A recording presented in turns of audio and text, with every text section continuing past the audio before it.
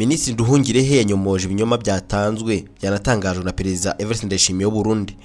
Minisitiri w'Ububanyi n'Amahanga Nduhungirehe yanyomoje ibinyoma byatangajwe na Perezida w'u Burundi Ndayishimiye Ufite, wavuze ko afite impungenge ko igihugu cye gishobora guterwa n'u Rwanda. Ahishura ko kandi ahubwo ko Burundi ari bwo bufite umugambi hamwe na Perezida Tshisekedi Chilombo wa RDC ko gushaka guhirika ubutegetsi bw'u Rwanda. Minisitiri Nduhungirehe yabitangarije inyamakuru cyo mu Rwanda yuko wa mbere Gashyantare 2025 ubwo yasubizaga ku byatangajwe na Perezida Ndayishimiye Ufite ku 31 Mutarama 2025 ubwo yari yakiriye abadiplomate batandukanye bakora mu gihugu cye cy'u Burundi. Perezida Ndayishimiye yumvikanye cyane mu mvugo yibasira u Rwanda avuga ko ari rwo ntandaro y'ibibazo by'umutekano muke uri mu burasirazuba bwa DR Congo. Avuga kandi rugamije ndetse yuko rugamije kugabanya ituze mu karere. Iyo gihe kandi benshi ku mbuga nkoranyambaga byabonye gucicikana ari byinshi, hagaragara amashusho y'umugabo avuga byinshi cyane anatangaza byinshi, ndetse kandi agaragaza ko afite ubwoba ko iyo ntambara ishobora kugera no mu Burundi.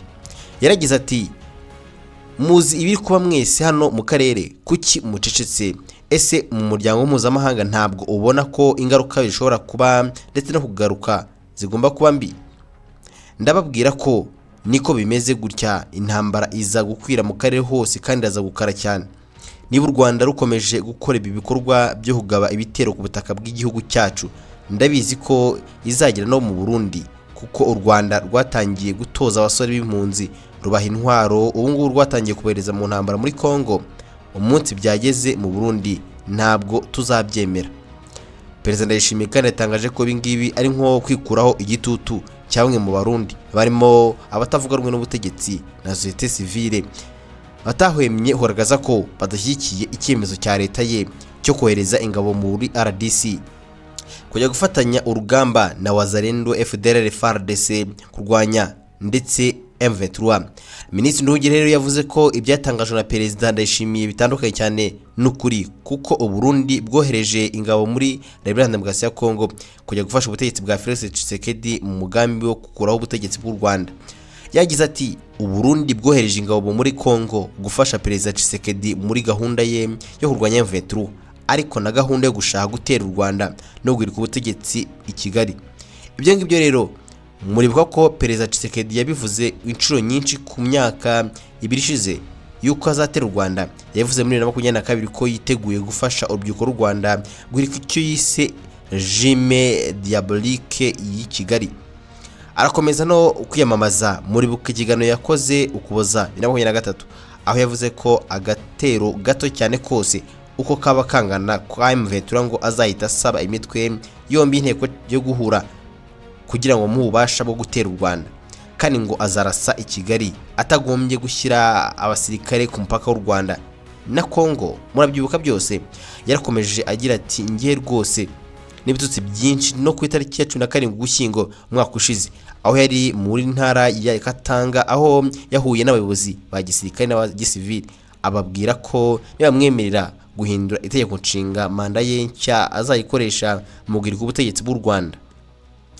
Minisitiri Nduhungirehe kandi yagaragaje ko izo mvugo ari ugushoza intambara. Avugaho kandi u Rwanda rwagiye rubigaragariza amahanga kenshi, ariko akavuga ko Tshisekedi aba yivuguruza ndetse kandi avuga asa nkaho adakomeje, ariko nanone ntiwamenye ibyo ari byo, ko ari imvugo yo kwiyamamaza, nyamara ngo byaragaragaye ko atabivugaga arimo gukina, ahubwo afite gahunda yo kuzabikora.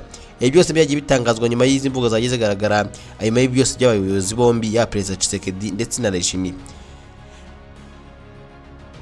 Yakomeje agira ati, ntabwo ari amagambo gusa, kuko yashyizeho nyine n'iryo huriro ry'igisirikare ririmo Abarundi, ririmo FDLR. Abarundi bo bafite impamvu zijyanye n'ubwoko, nk'uko bari kumwe na FDLR nayo yazanye ingengabitekerezo Jenoside yakwirakwijwe no muri iryo huriro ryose, ririmo n'abariya bacancuro mwabonye, ririmo ziriya ngabo za Samidiarasi. Ati, ntabwo ari amagambo gusa, kuko yashyizeho nyine n'ihuriro ry'igisirikare ririmo iry'Abarundi, ririmo FDLR, ndetse kandi ko bo bafite n'impamvu zitandukanye zirimo n'iz'amoko.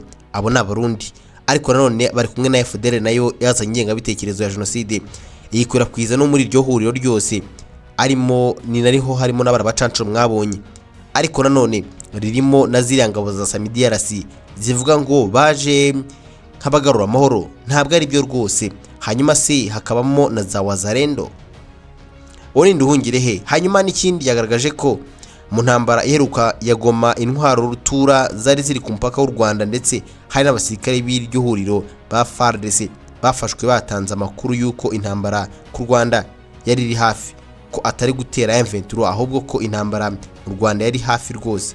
Yongeye ati rero abo barundi bari muri uwo mugambi, rero niba uburundi bwohereje abasirikare babwo muri gahunda yo gutera u Rwanda, sinumva impamvu perezida w'u Burundi agenda hariya akavuga ngo aratinya ko batera igihugu cye, ngo ni uguhagarika Perezida Kagame n'ibindi. Niwe uri mu mugambi wo gutera u Rwanda, ntabwo ari twe.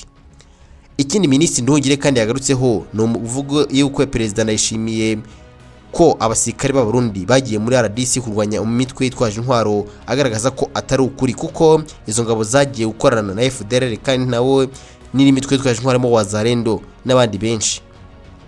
Minisitiri Nduhungirehe kandi yagaragaje ko abasirikare b'u Burundi boherejwe muri DRC banafite ingengabitekerezo jenoside, bagambira ndetse ubwabo kwica abandi badahuje ubwoko, bigaragarana no mu bikorwa byabo bakora.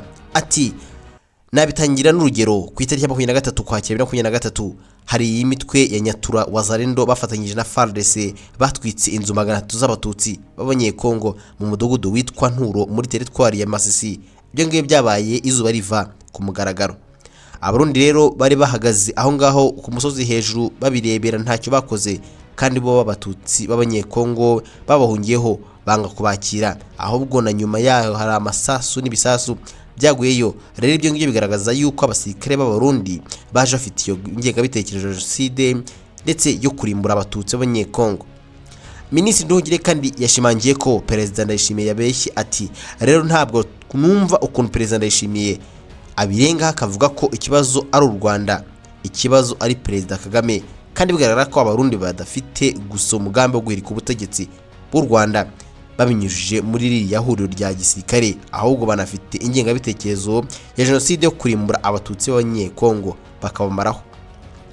Muri icyo kiganiro kandi Perezida Ndayishimiye yagiranye n'abadiplomate yerekanye ko asa naho ariwe ugiye inama ubutegetsi bwa Tshisekedi ku byo bukwiye gukora n'umutwe wa M23, aho yavuze ko ariwe wari watanze igitekerezo cyo kohereza muri Nyiragongo akabyanga.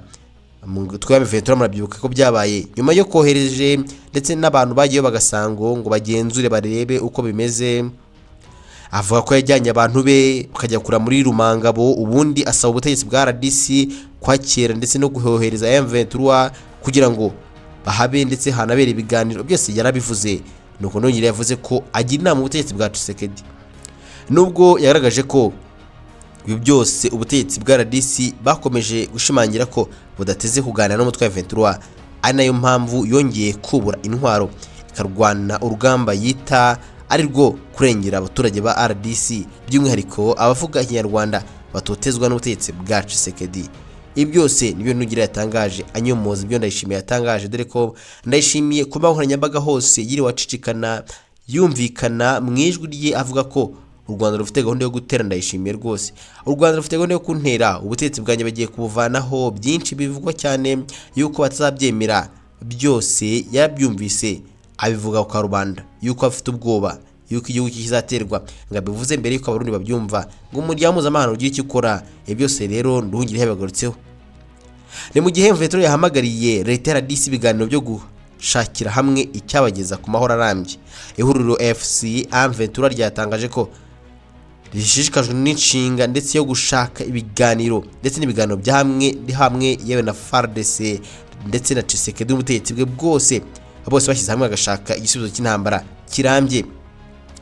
Abangaba rero hagamijwe amahoro arambye muri igihugu cyakunze kurangwa n'umutekano muke kuva kera.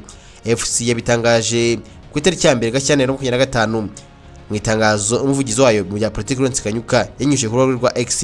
Ni itangazo ihuriro ryashyize hanze nyuma y'iminsi mike cyane ishize bigaruye umujyi wa Goma n'ibindi bice by'ingenzi muri Kivu y'Amajyaruguru. Ubu ngo abaturage bari barahunze imirwano bakaba batangiye no kugaruka mu mujyi no mu bindi bice bagenzura. Mu itangazo Kanyuka yakomeje agira ati twongeye gusaba ubutegetsi bwa Tshisekedi ndetse na Kinshasa ko twagirana ndetse ibiganiro bitaziguye kugira ngo dukemure impamvu muzi y'intambara hagamijwe kugera ku mahoro arambye mu gihugu cyacu. Ni mu gihe FCC kandi M23 kandi yashimye byimazeyo abaturage bo mu mujyi wa Goma, ndetse kandi bakabwira ko umutekano ari wose, gusa bakavuga ko babakiranye ubwuzu ari ikintu cya mbere cy'ingenzi babashimira ubwo babonwaga binjira muri uyu mujyi, bakemera gufatanya mu bikorwa byo gutandukanya imitwe y'iterabwoba ndetse no gufasha guteza imbere igice cyabo bari bafashe. Ndetse yari yanditse ibaniro n'imitwe yitwaje intwaro ya FDLR yasize ikoze jenoside mu Rwanda yakorewe abatutsi muri 1994. Uyu muvugizi yakomeje avuga ko AFC ya M23 ikomeye kandi ku mahame yayo kurinda abaturage bose baherereye mu bice bayobora kabone nubwo hakiri imbogamizi z'ibitero. Yibutsaho kandi ubutegetsi bwa Kinshasa ko nta buryo cyangwa ubushobozi bwo kugaba ibitero kuri uwo mutwe bafite.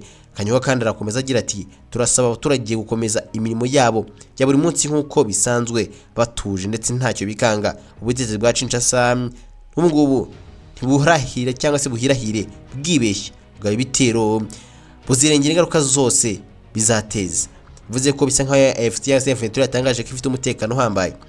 Yavuzeho kandi AFC cyangwa se M23 yemeje guhangana n'imbogamizi zose zirimo n'iz'ibitero yagabwaho mu buryo bwuzuye bubangamira ndetse bwo guhangana naho zituruka hose, hatitawe uwari we wese wabikora, bigakorwa ku mpamvu zo kurinda umutekano w'abaturage.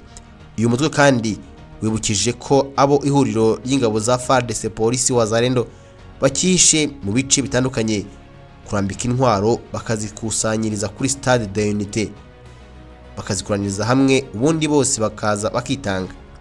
Kanywa kandi ati turasaba abacumbikiye abo bantu kubasaba ko bakwigaragaza bakitanga nk'uko bisabwa. Abo rero bari mu baturage bose bakazana intwaro hano, kubera yuko usanga mu bice no mu bihe by'ijoro abangaba aribo baza bagahunganya umutekano wo muri gihugu cya Kongo.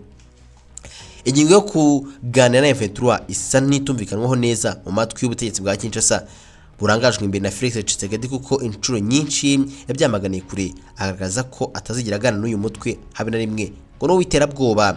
Nubwo byanze bigasa nkaho uyu munsi abona ko ufite imbaraga, ariko uwo mutwe umaze gutsinda ingabo ze kenshi cyane, ndetse kandi uyu mutwe ntutinya kuvuga ko ibyo uharanira nibidakurikizwa utazigera na rimwe utinya no gukomeza ujya Kinshasa mu rugamba rwo kubohora abanyekongo bose. Kuva M23 yabo Goma ibintu bikomeje gusubira mu buryo, umutekano waragarutse, ndetse kandi kuba nyambaga abagize FC bagaragaye bafatanya n'abaturage gusukura umujyi mu bice byawo bitandukanye kugira ngo umujyi uzemo isuku, kubera ko uyu mujyi wari warajemo imyanda myinshi, ukongeraho no kuba bararwaniyemo inkundura. Byinshi bivugwa mu karere, ni byinshi bitambuka hano kuri UKWELI Times. Kora subscribe n'utarekora, ariko none like, share ndetse na comment ukurikira amakuru agezweho.